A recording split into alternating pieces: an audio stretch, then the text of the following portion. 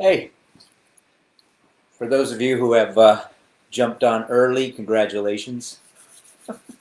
We're trying a new platform this morning to it's just an attempt to try to help people be able to log on before I get rolling, so that there's not so much connection anxiety, right? That you feel like you're connected right when you get uh, right when we get going.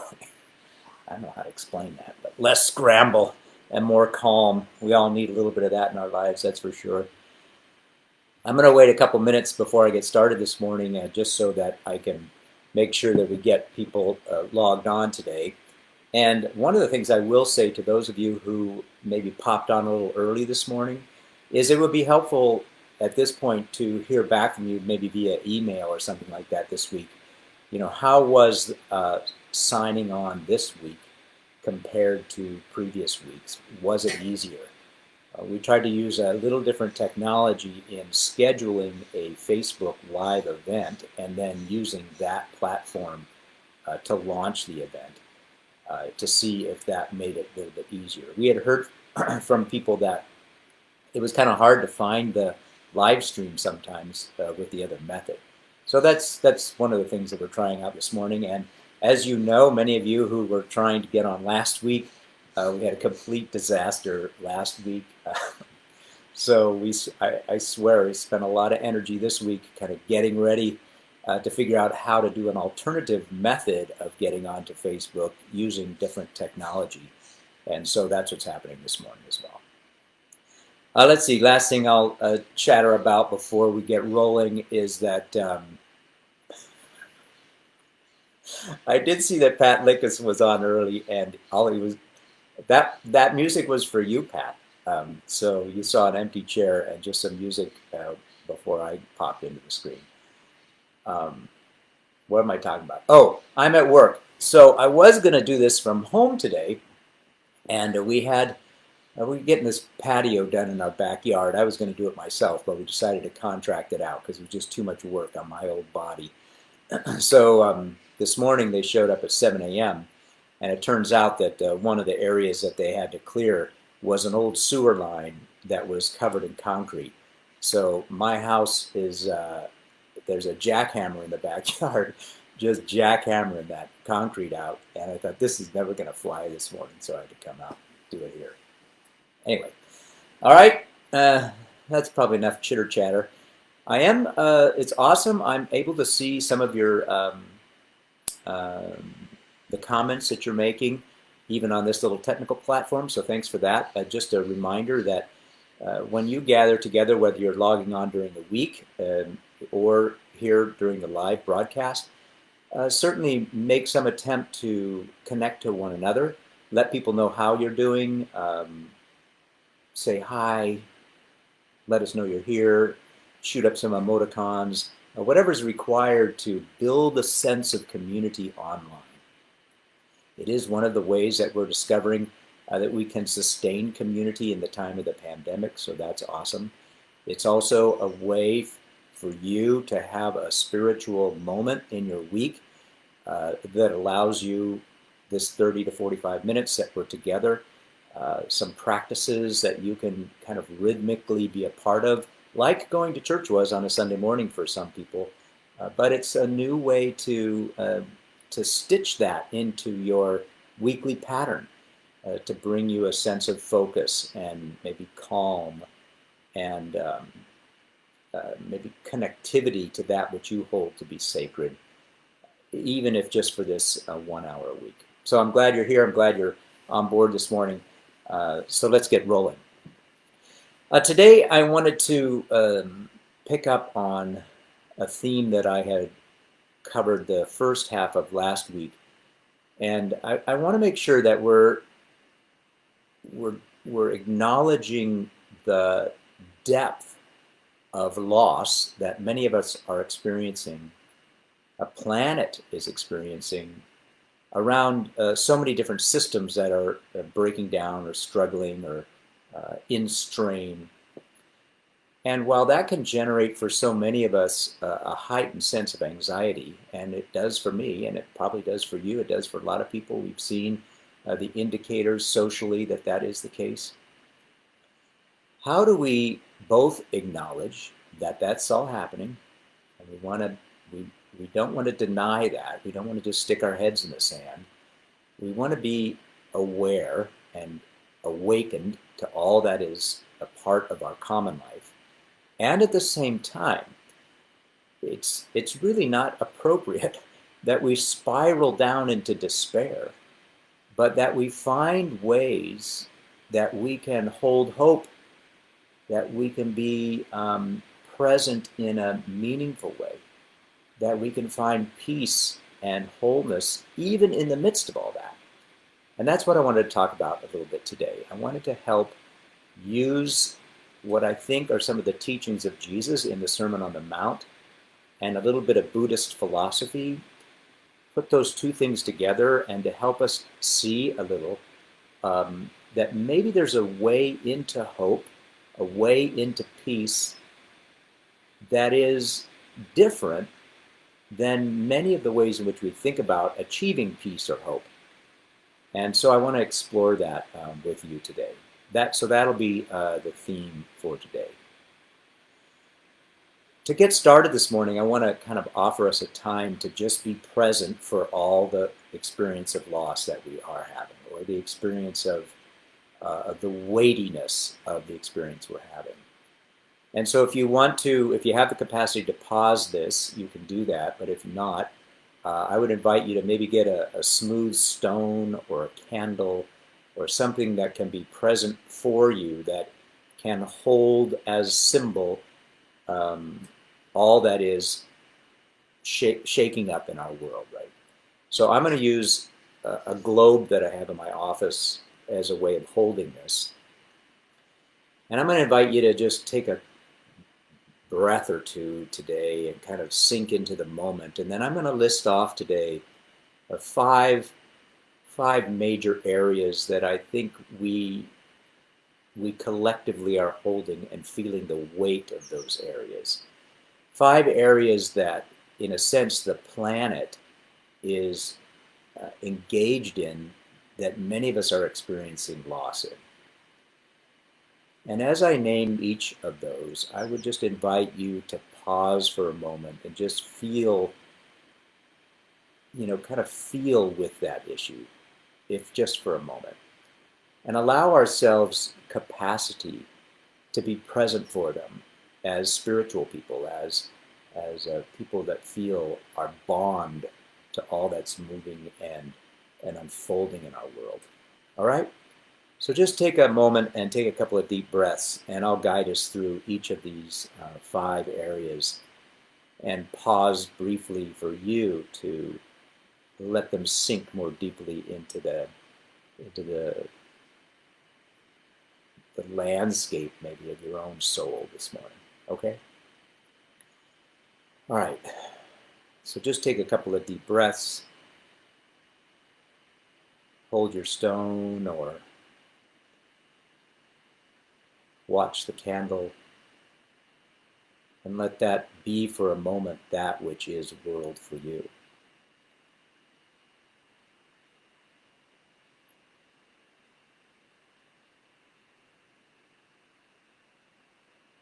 Together we acknowledge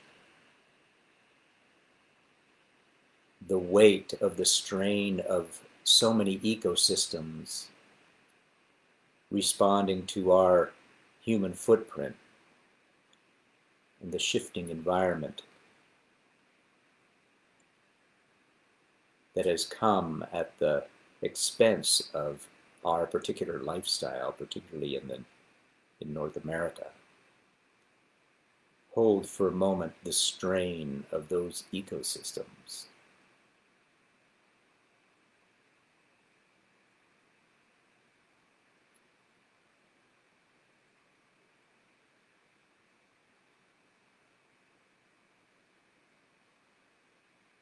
The political polarity that we seem to be experiencing in our country, that seems to be spiraling at dangerous levels, all of us in this particular next segment of our nation's history a little on edge. We hold that together this morning.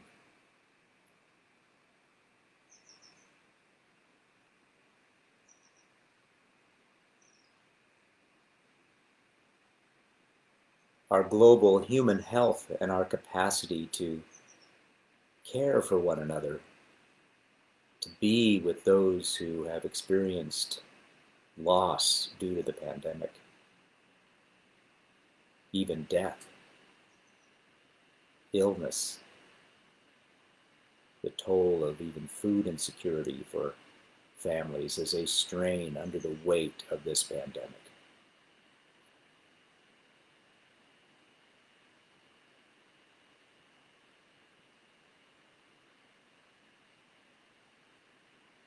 As we think about the many people in our world, we think about the absolute chasm of economic disparity that will continue to cause such stress and strain and longing in the human population.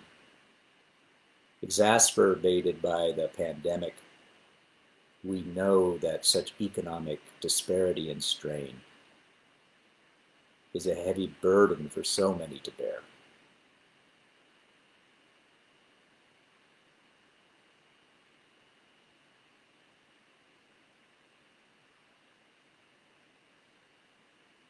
And finally, kind of the long legacy of both structural and institutional privilege that's been incorporated into our white society, and the just heavy impact of that system on people of color, and how we're awakening to addressing and understanding and being present for that brokenness in our social fabric, how to move forward.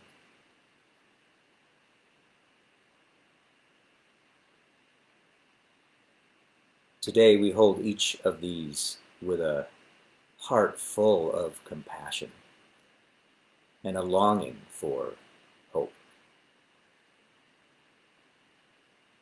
Amen.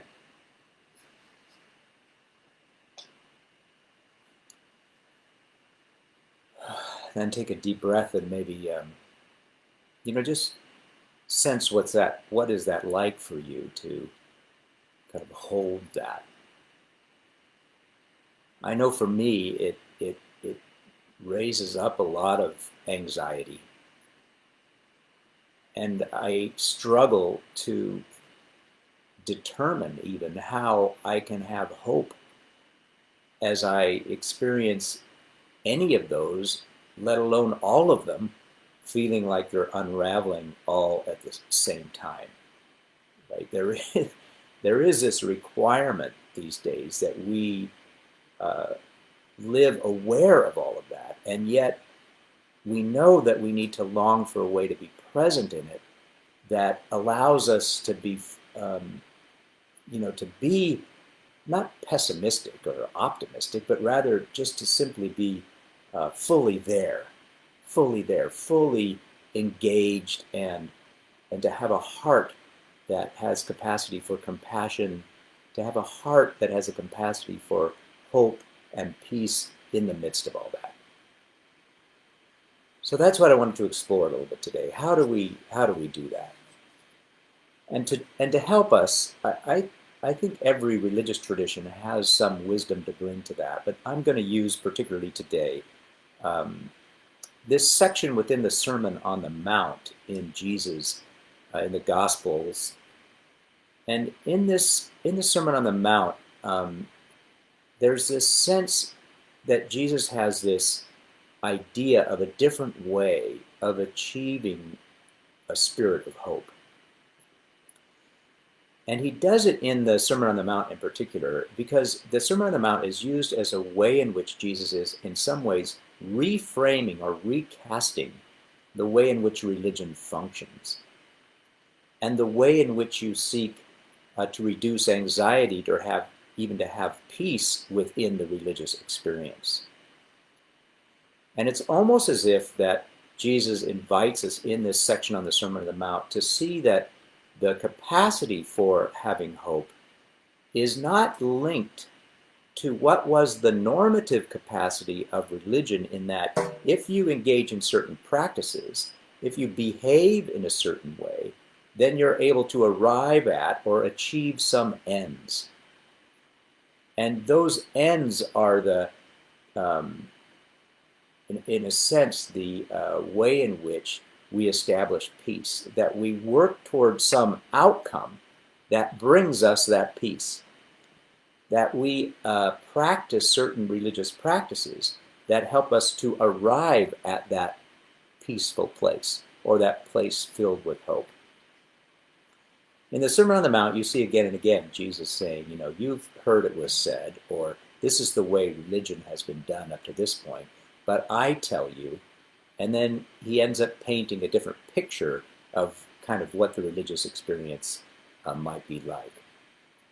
And in each of those places, the idea that we arrive at some sense of peace because we're able to achieve something, or create an environment for ourselves based on religious practices or a particular lifestyle, all of that is washed away in the Sermon on the Mount. And you see Jesus inviting you to say, hey, wait a minute. Give you an example. He says, it is the poor in spirit who are blessed.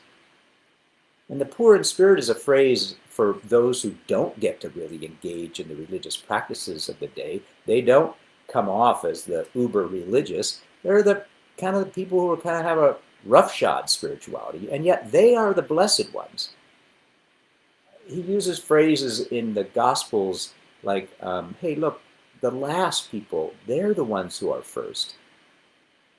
He grates against this capacity to be able to achieve some sort of accumulation of blessing that might bring you hope and peace by saying, look, don't store up for yourselves treasures on earth, but rather find a new way to embrace treasure. And so over and over again in the Gospels and in the Sermon on the Mount, there is this, I think, a different alternative foundation for how we can find ourselves in a state of peace or hopefulness.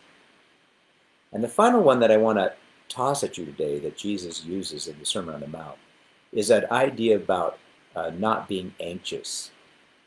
There's one section in the Sermon on the Mount, you can look at it. It's in Matthew, I think, like chapters 5 through 7 or something like that.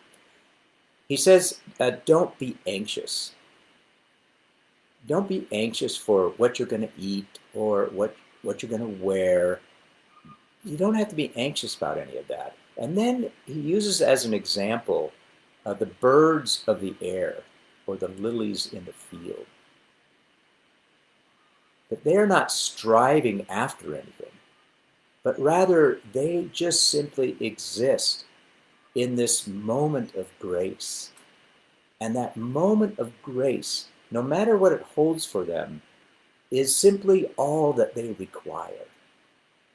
And they find their peace existing inside of that moment, that now, that present, just simply being. And this is why I love this, that gracious experience is what fills them with peace, if you will, right? They're not anxious. So what Jesus is doing is delinking this idea we have that really generates anxiety for us, that we really have to work to achieve some sort of outcome or future reality. And if we can just achieve that, then we can have peace. If we can solve this pandemic, then we'll be able to find peace again. If we can solve the problem of racial discrepancy in our country, then we'll find peace. Jesus is saying, no, you find peace now by being present for this gracious gift of life, no matter its complexity, right? No matter how it manifests itself for you. There is peace there if you can rest into that experience. Now, how you do that, I gotta admit, I'm not certain that I totally know that. But I think that's the hint in the Sermon on the Mount in particular, is hope is not a future objective. It is the capacity to be in the present moment, in all of its graciousness and complexity. To kind of open one's heart to the experience I'm having in a way that allows me to be someone who is embodying hope, peace, compassion, presence, relationship at its deepest level.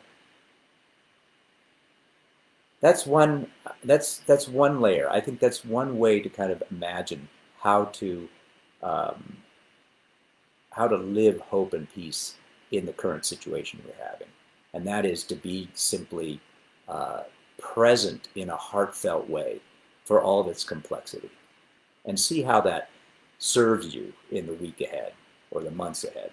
Okay, that's the first one. The second one is from a Zen. It's Zen Buddhism, but it's a Buddhist approach. And this is a little story about someone who's trying to be a poet. So it's a poet who is looking at a blank piece of paper and trying to articulate a piece of poetry. And the writer who kind of creates this imagery is a Buddhist practitioner who tries to help you think about if you are to write your poetry and you're looking at this blank sheet of paper, how do you show up for that paper in a way that allows you poetic voice? And he writes this. This is from Thich Nhat Hanh's Peace is Every Step. And he writes this: when you look at the sheet of paper, look at it deeply. If you look at the piece of paper as you get ready to do this poetry, you will begin to see that there is sunshine inside of the paper. For without the sunshine, the forest cannot grow. In fact, nothing can grow without the sunshine. And so we know that the sunshine is present inside of the sheet of paper. The paper and the sunshine are, in a sense, one. They are interbeing. They coexist together. And if you continue to look, you can see the logger who cut down the tree and brought it to the mill so that it could be transformed into paper. Or maybe you can see the wheat, because we know the logger cannot exist without daily bread. And then, therefore, the wheat also is in this sheet of paper. The logger's father and mother are there too. And if you look in this way, you see that without all of these things, that sheet of paper cannot exist. And if you look even more deeply, you will even see yourself in the sheet of paper too. Because as we look at the sheet, we too, our perception is there, our mind is there. We are present in the paper too. We cannot, in some ways, point to one thing that is not in this piece of paper. Time, space, earth, rain, minerals, soil, sunshine, cloud, the river, the heat, everything is in this sheet of paper. This sheet of paper is because everything else is. This sheet of paper is because everything else is. I just want to pause there because I think that's such a beautiful way to think about the 5 things that we held, right? One way to find yourself into a sense of hope or peace, I think, and it is simply by having enough depth of sight to see what's really at play in each of those, that each of those is because everything is. Right? I look at the ache of species depletion, and I see all of life in that situation. I hold it not as an isolated thing that I need to fix or make better, but I'm present for it in a way that allows everything that I know to be inside of that situation. The same with the race, same with economic disparity, same with health, that you're, in a sense, arriving in those situations with a broad lens through which you see them. And you're showing up for them in that kind of deep, deep, abiding way. My sense is that that's a little bit of what's going on in both the wisdom of Jesus and in the wisdom of Eastern thinking, is how to kind of show up in the nowness of the moment and be present for it in this deep way, this deep abiding way. And in that I can, when I show up, I can be a person of peace, of hope, of love, of compassion. And I'm not panicking or anxious about trying to make them better. I'm just there with them because they hold everything that is inside of them. I don't know that it makes, I don't know that it makes logical sense, but I do think there is something to it. There is something to it. Now, why do I use those couple of examples? Let me see how much. Yeah, we're doing fine on time.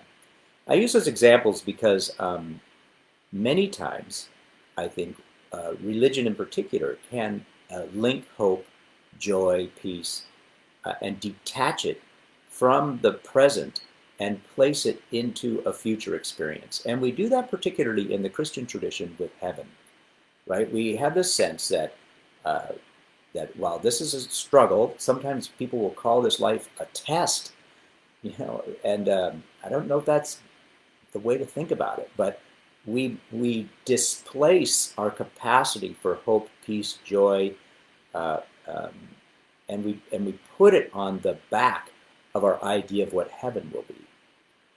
And so the whole goal is that we just kind of trudge our way through this, do the best we can, but in the end, we will end up in this paradise, and that's the place where we'll have kind of peace and joy, eternal peace, right? And when I was growing up, all the songs were about, getting ready to go to heaven. That was my true home. That was the place where I would reside forever. So I do think there is, in some ways, a capacity to uh, dismiss the experience of the moment embedded in our religious traditions.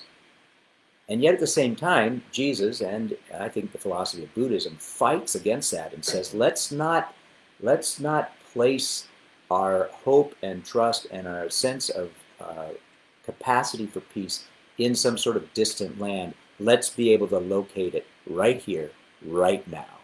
The kingdom of heaven, as Jesus would say, is at hand, is in the present moment. It is the very nature of Jesus that he incarnates, that God becomes present in, with, and through the context of history, time, and location where Jesus resided. How do we bring all that is spiritual into the actual moment we're experiencing? And if we're able to do that, that's where we find this sense of peace and calm. Let me give you just a practical example of this that might help a little bit. Lori and I do a lot of backpacking, or not a lot, but we try to do backpacking as much as we can. And for many people, when they get out in nature, particularly backpacking because they're out in the wilderness, they can find a sense of peace there. But I will tell you that I usually do not find that when I'm backpacking.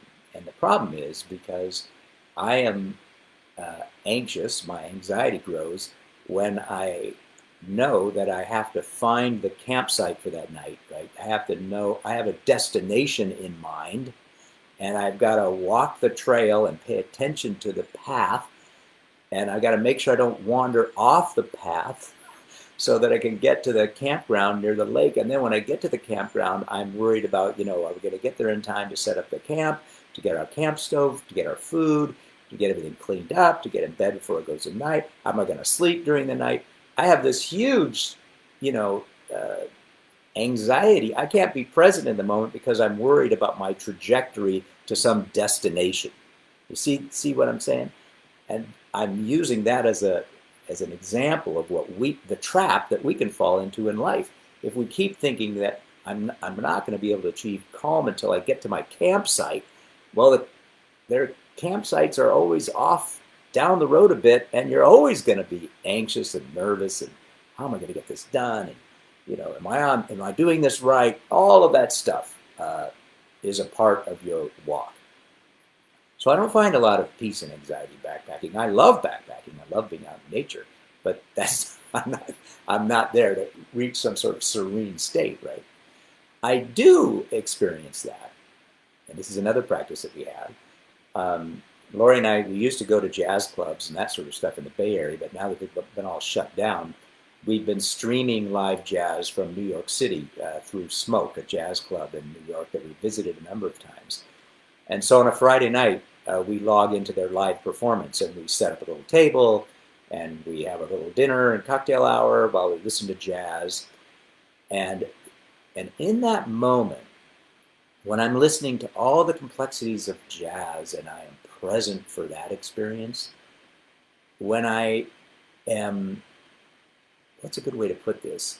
When I kind of allow the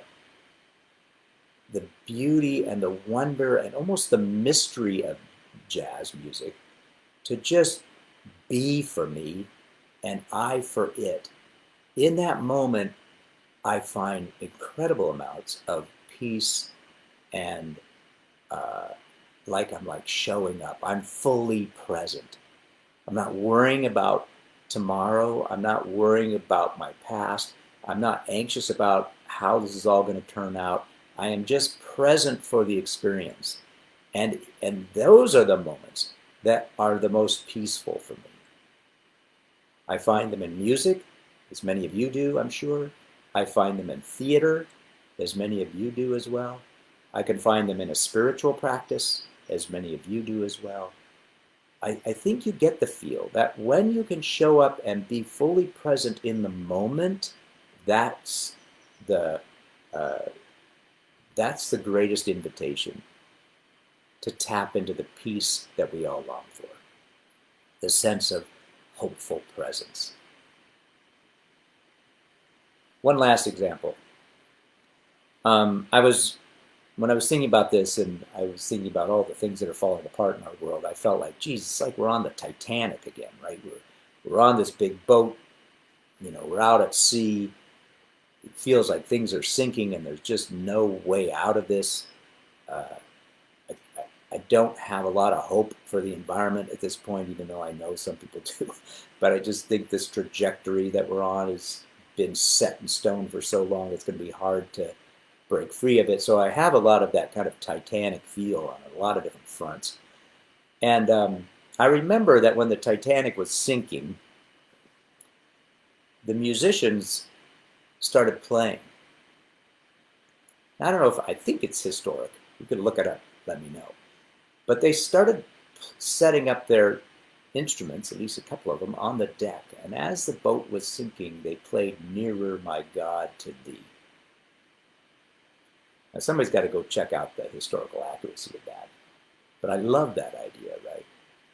Someone said, I'm gonna still live into the beauty of music and joy and presence, even while the ship is going down.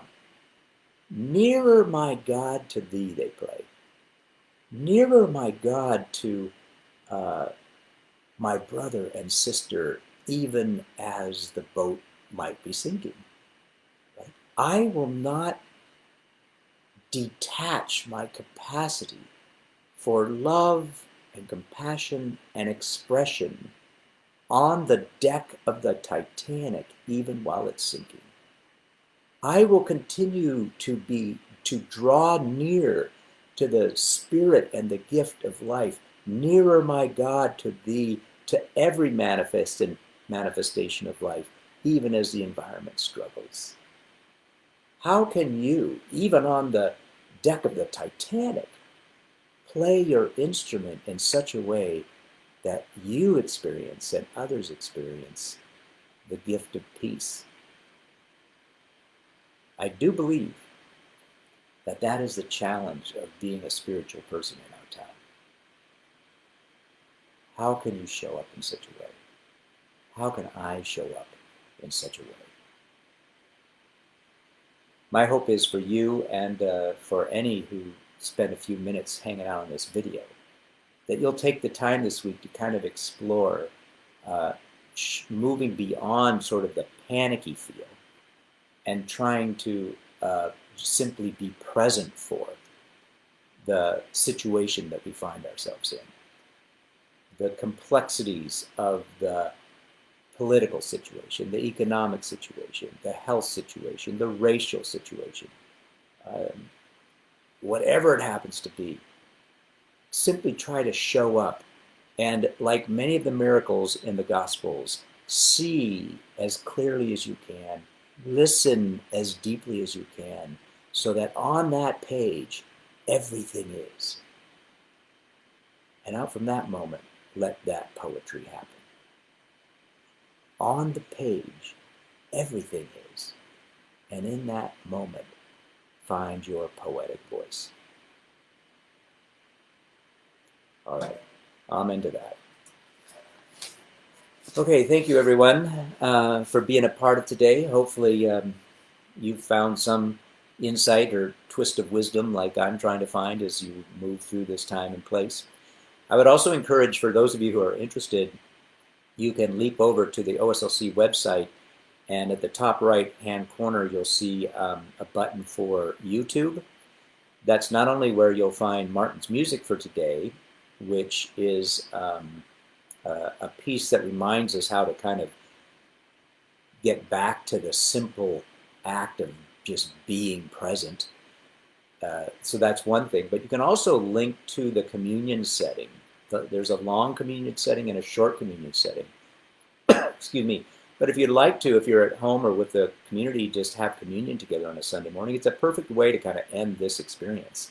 So you can move from this to a piece of music and then set up a little communion for yourself, or put that communion at the end of the day if it's an important ritual for you, and have communion together with bread or wine or whatever you come together to celebrate. So just a reminder that that's present for you. Also on the announcement front, a couple of other reminders. Today confirmation meets, I think at 11, so confirmation kids, get ready for that. We are also working really hard on trying to figure out a way to do outdoor worship. So that's going to be happening. Thanks to Martin and the team for putting that together. So just know that we're working on yet another alternative way to be together besides simply the digital format that we have. The other thing I wanted to remind you of is that Soul Forum, our new podcast series, is up and running. There's been 3 episodes by Victoria Price on digital spirituality, kind of the history of televangelism and digital formats for religion, then what's going on currently in various religious organizations given the pandemic and their capacity to be digital, learning some lessons from them. And then kind of a future forward thing about, what will this look like going forward? Those are the 3 episodes, and then tonight I interview her in a Zoom call. So if you're interested or have questions for Victoria and you want to shoot them to me, please do so. And if I like your question, I might invite you to that Zoom call. But tonight at 4:30, I'll do an interview with Victoria Price to finish off that podcast series called Soul Forum. And Soul Forum is available anywhere. So if you listen to podcasts on any platform, just type in Soul Forum and you'll find that series. Please subscribe to it. Share it with your friends. We'll slowly mature that as time goes on, but very excited to be able to launch that. All right, so I think that's it for now. Thanks for being back on board. It's good to see all of you this morning and stay connected with you. Looking forward to next Sunday when I'm going to look, one of the things that I worry about a little bit is that, yes, I want you to be present and showing up and just being in all that we're dealing with, But I do think there's also layered into that a capacity for justice, right? So once you're there, once the paper holds all that is, and you're poetically present in a deep and abiding way, I think that is the foundation for the work of justice in the world. And so I don't want to rush to that because I think we need this capacity to be able to show up, but showing up allows you to participate in a different kind of way.